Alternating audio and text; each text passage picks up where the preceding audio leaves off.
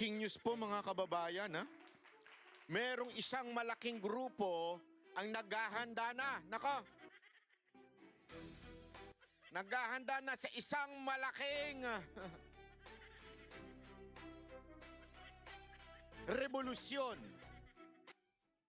Spiritual revolution.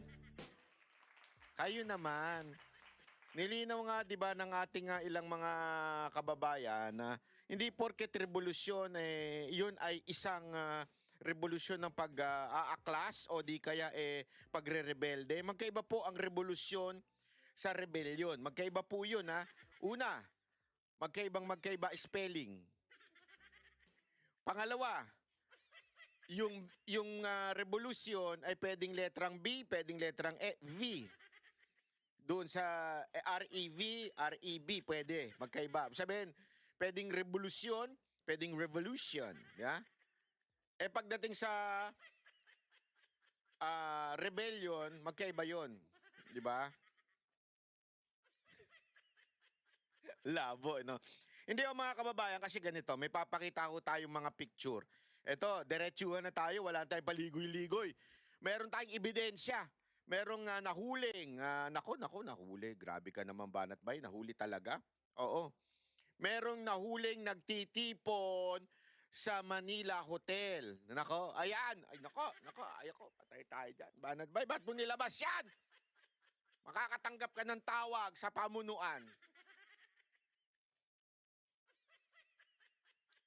Basta, may nagpasa sa akin ng picture na ito'y katiwala ko talaga at katiwa-tiwa-tiwa-tiwala talaga na naghahanda na ng isang matinding revolusyon pang-espiritual. Bakit? This is I think going to be a prayer rally. Para po sa lumabas ang katotohanan sa pagdating po sa ating bayan, no? Ayan, isang malaking religious group. Di ko na lang munang papangalanan kasi hindi pa nila ina-announce officially. Tapos nandun nga sila, ito, di ba?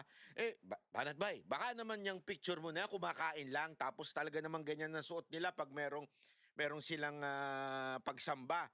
Di ba? Ganyan talaga suot nila. Kasi ganun merong mga kanya-kanyang relihiyon, church, merong requirement na suot pag sumasamba. Oo, may ganun.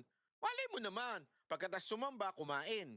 May ibang sabihin nagmi-meeting na kagad. Di ba? Hindi naman ibig sabihin nagmi-meeting kagad. Kayo naman. Actually, hindi lang po yan ng picture. Meron pa pong picture na iba. Ano po yung picture na iba? Sila naman po ay nag-jogging.